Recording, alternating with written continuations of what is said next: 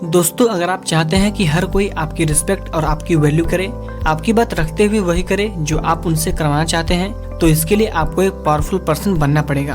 क्योंकि आज के टाइम में लोग उन्हीं की रिस्पेक्ट करते हैं जो उनसे ज्यादा पावरफुल हैं, और इसमें आपकी हेल्प कर सकती है रिवर्स साइकोलॉजी। रिवर्स साइकोलॉजी ऐसी चीज है जो दुनिया के सक्सेसफुल लोग, बड़ी ब्रांड्स, पॉलिटिक्स और बहुत सारे लोग करते हैं। दोस्तों, बचपन में तो आपकी माँ ने भी आपको बारिश में न भीगने के लिए कहती थी, लेकिन फिर भी आप उस बारिश का मजा उठाते थे। रिवर्स साइकोलॉजी ऐसी ही चीज है जिसमें लोगों को जो चीज कहने के लिए मना किया जाता है वो उसी काम को करते हैं। दोस्तों, आज हम आपके साथ ऐसे 7 साइकोलॉजिकल ट्रिक्स शेयर करने वाले हैं जिनका यूज करके आप family, friends, social, work space और कई सारे लोगों में अपनी वैल्यू बढ़ा सकते हैं, और जिससे लोग आपकी बात मानने, आपकी वैल्यू और आपकी रिस्पेक्ट भी करने लगेंगे। तो चलिए बिना देरी किए हुए उन ट्रिक्स को जान लेते हैं। नंबर 1, अगर आप चाहते हैं कि लोग आपकी वैल्यू करें तो उन्हें अपनी क्वालिटी दिखाओ। लोगों को आपके अंदर जो भी चीजें दिखाई देती हैं उन्हीं के बेस पर वो आपको जज करते हैं। अगर आपके अंदर कोई खास क्वालिटी या स्किल है तो ही वो आपको रिस्पेक्ट करेंगे, वरना आपको नजरअंदाज कर देंगे। अब यह आपके हाथ में है कि आप अपनी क्वालिटी और स्किल को बढ़ाओ और दूसरों से स्मार्ट और वैल्यूएबल दिखो। अगर ऐसा करने के लिए आपको कुछ बड़ा करना पड़े तो जरूर करें। थॉमस एडिसन की स्टोरी की मदद से हम इसे और भी बेहतर तरीके से समझ सकते हैं। डीसी करंट की खोज करने वाले महान साइंटिस्ट थॉमस एडिसन यह जानते थे कि उन्हें पैसे कमाने के लिए किसी भी कीमत पर पब्लिक की निगाहों में बने रहना होगा। उन्होंने बिजली के इस्तेमाल से कई आश्चर्य में डालने वाले एक्सपेरिमेंट को किया और फ्यूचर में शानदार लगने वाले रोबोट्स और फोटोग्राफ्स ले सकने वाली मशीनों के बारे में लोगों को बताया। उन्होंने ये करने की कोशिश की कि लोग उनकी वैल्यू करें और उनके बारे में बात करें। उन्होंने एसी करंट की खोज करने वाले ग्रेट रिवेल निकोला टेस्ला के मुकाबले ज्यादा अटेंशन हासिल करने के लिए अपना पूरा जोर लगा दिया। वे जानते थे कि अगर मैं ऐसा नहीं करूंगा तो मेरी नाम की जगह निकोला टेस्ला का ज्यादा नाम होगा। इसलिए एडिसन ने भी अपनी वैल्यू और रिस्पेक्ट बढ़ाने के लिए निकोला टेस्ला से ज्यादा मेहनत करने की कोशिश करी। आपको यह ध्यान रखना चाहिए कि आपको अपने आसपास के लोगों के मुकाबले ज्यादा अटेंशन हासिल करने के लिए एक जरूरी स्किल की जरूरत होती है, तभी लोग आपकी वैल्यू करेंगे। नंबर 2, दूसरों के लिए हमेशा अवेलेबल मत रहो। अगर आप दूसरों के लिए हमेशा अवेलेबल रहते हो तो आपकी वैल्यू और रिस्पेक्ट कम होने लगती है। इसलिए जब भी आपका फ्रेंड या कोई रिलेटिव आपको बार बार बुलाए तो उससे कोई बहाना करके ना कह दीजिए। जब आप अपनी फैमिली, फ्रेंड्स या वर्क स्पेस पर हमेशा खुद को अवेलेबल रखोगे तो लोग आपको वैल्यू नहीं देंगे और ना ही आपकी बातों में इम्पोर्टेंस रखेंगे। इसके बजाय जब आप उस जगह पर जाने के लिए बहाना मार देते हैं और नहीं जाते हैं तो लोगों को आपकी इम्पोर्टेंस समझ आती है और वो आपको मिस करते हैं, और जब दोबारा आप वहाँ जाते हैं तो दूसरों की नज़रों में आपकी वैल्यू और रिस्पेक्ट दोनों ही बढ़ चुकी होती है। ऐसे ही सुनील अपनी कंपनी में हमेशा अवेलेबल रहता। वह प्रमोशन पाने के लिए हार्ड वर्क करता और एक भी दिन छुट्टी नहीं लेता। वह सोचता था कि एक दिन उसके बॉस को उसकी हार्डवर्क दिखेगी और वह उसको प्रमोशन देगा। कई महीने बीत गए लेकिन उसको प्रमोशन नहीं मिली। उसी दौरान उसके एक फ्रेंड ने उसे ये बात बताई कि तुम प्रमोशन पाने के लिए हमेशा कंपनी में अवेलेबल मत रहो और ना ही हार्डवर्क करो। तुम ऐसा करो कि कुछ हफ्तों के लिए छुट्टी लेकर अपने गांव या कहीं बाहर चले जाओ। जब तुम्हारे बॉस को तुम्हारी इम्पोर्टेंस पता चलेगी तो वो खुद तुम्हें कॉल करके बुलाएगा। और सेम ऐसा ही हुआ। गाँव में रहने के दौरान सुनील को उसके बॉस द्वारा कॉल आया कि तुम कंपनी में वापस आओ, और वापस आने पर सुनील को प्रमोशन भी मिला और उनकी सैलरी भी बढ़ी। वहीं उसे कंपनी में एम्प्लॉय द्वारा ज्यादा वैल्यू दिया जाने लगा। नंबर 3, दोस्तों से अधिक दुश्मनों पर भरोसा रखो। इतिहास गवाह है इस बात का कि हमेशा भरोसा और ट्रस्ट अपनों ने ही तोड़ा है। इसलिए आपको अपने दोस्तों या करीबी रिश्तेदारों पर कभी भी पूरी तरह ट्रस्ट नहीं करना चाहिए। इसकी जगह आपका किसी अनजान व्यक्ति या कोई पुराने दुश्मन पर भरोसा करना ज्यादा सही होगा। ऐसा क्यों? क्योंकि जैसे ही आप किसी पर भरोसा करते हो तो उन्हें अपने सीक्रेट्स बताने लगते हो। ऐसे में उसे आपकी वीकनेस पता चल जाती है। इसलिए दोस्तों के साथ डील करना गलत हो सकता है। वहीं पर जब आप किसी अनजान व्यक्ति या पुराने दुश्मन को काम देते हैं तो हमारी नजर उस पर हमेशा रहती है और उसे भी पता होता है कि उन्हें हमारा भरोसा पाने के लिए ज्यादा मेहनत करना होगा। इसलिए वो काम को अच्छे से करते हैं। शायद कुछ लोग इस बात से सहमत ना हो और कहें कि मुझे हमारे दोस्त पर ट्रस्ट है, तो इसके लिए मैं आपको एक बहुत पुरानी बात बताता हूँ। कुछ साल पहले माइकल थर्ड घोड़ों के शाही अस्तबल का दौरा कर रहे थे।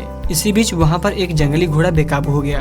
वहाँ के हॉर्स ट्रेनर बाजिलियस ने उनकी जान बचाई। बाजिलियस की ताकत और हिम्मत से इम्प्रेस होकर माइकल ने फौरन उनको अपना दोस्त बना लिया और फिर उनको शाही अस्तबल के हेड की पोजीशन पर प्रमोट कर दिया। वे बाजिलियस को बहुत मानने लगे और उनका रिश्ता बहुत मजबूत हो गया और जल्द ही माइकल ने बाजिलियस को अपना पर्सनल एडवाइजर बना लिया। इसके बाद ज्यादा दौलत और पावर हासिल करने के लिए बाजिलियस का लालच बढ़ता गया और फिर उन्होंने अपने फ्रेंड माइकल का मर्डर कर दिया।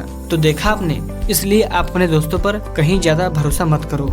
चौथा नियम कहता है कि कम से कम बोलने की कोशिश करें। जब आप दूसरों के सामने कहीं ज्यादा या बेवजह बोलते हैं तो आप अपनी पूरी बात और कई जोरी बात उसे बता देते हैं और सामने वाले को लगता है कि आप बहुत बोलने वाले हो, जिसे कहते हैं ना कि ये इंसान फालतू बड़बड़ाता है। वहीं दूसरी तरफ जब आप कम बोलते हैं और सामने वालों की बात गौर करते हैं तो उन्हें लगता है कि ये इंसान हमारी बात को गौर कर रहा है और तब वे आप में खुद ब खुद इंटरेस्टेड होने लगते हैं और आपकी वैल्यू भी करने लगते हैं। आपने देखा होगा कि पावरफुल लोग कम बोलकर दूसरों को इम्प्रेस करते हैं और ऐसे में पावरफुल लोगों की हर जगह कद्र होती है।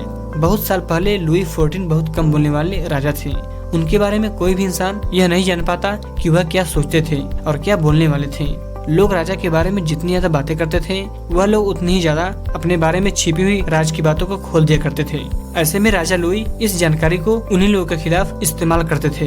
राजा के चुप रहने की वजह से ही लोग उनसे डरते थे। उनके चुप रहने की क्वालिटी उनकी पावर की बुनियाद थी और इसी कारण लोग उनकी वैल्यू और रिस्पेक्ट किया करते थे। पांचवा नियम कहता है कि हमेशा लोगों की तरफदारी मत करो। किसी भी वजह से किसी एक पार्टी या इंसान की साइड लेने की जगह आपको अपनी खुद की भलाई के बारे में सोचना चाहिए।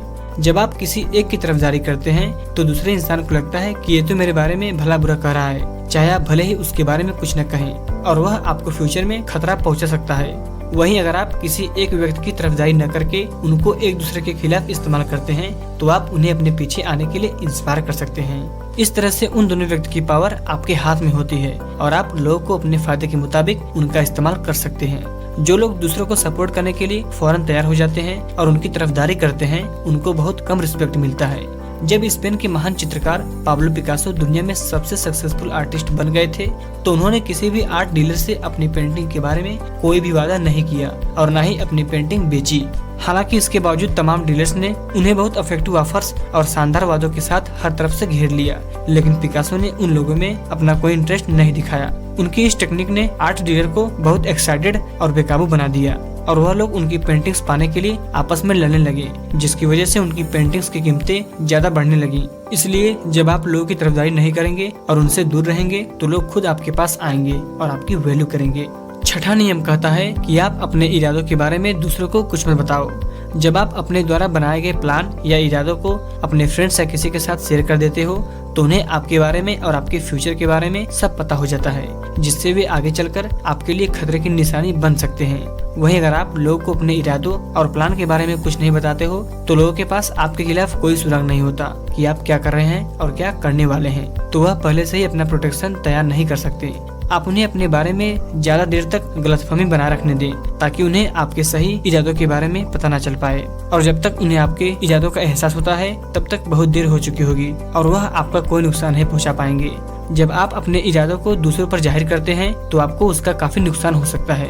इसलिए आप यह बताने की जगह कि आप क्या करने वाले हैं उनको वही बताएं जो वह सुनना चाहते हैं। आप उनसे खुलकर उनकी बातों को निकलवाने की कोशिश करें और उन्हीं की बातों में बातचीत करें, जिससे उन्हें आपके इरादों के बारे में पता न चल पाए। याद रखें कि जो इंसान दूसरों को खुलकर बातचीत करने के लिए इंस्पायर नहीं कर सकता उसको कभी पावर हासिल नहीं हो सकती है।